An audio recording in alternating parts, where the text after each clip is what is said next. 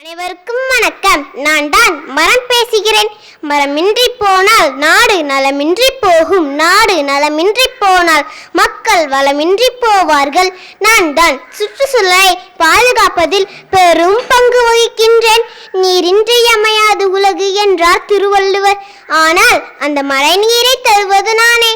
மனிதா, உன் வாழ்க்கைக்கு தேவையான உணவு, நீர், காற்று ஆகியவை என்னிடமிருந்துதான் கிடைக்கின்றனர்.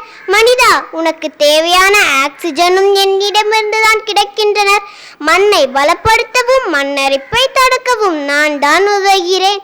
ஆனால் மனிதர்களை நீங்கள் சாலை விரிவாக்கம், தொழிற்சாலை அமைத்தல், காடுகளை அழித்தல் போன்ற காரணங்களால் என்னை வெட்டி விடுவீர்கள். என்னை அழிப்பதனால் பல இயற்கை சீற்றங்கள், மண்ணரிப்பு, மண் சரிவு, புவி வெப்பமயமாதல், காலநிலை மாற்றம் போன்றவை உருவாகின்றனர். நீங்கள் எனக்கு தீமை செய்தாலும் நான் ஒருபோதும் தீங்கு செய்ய மாட்டேன்.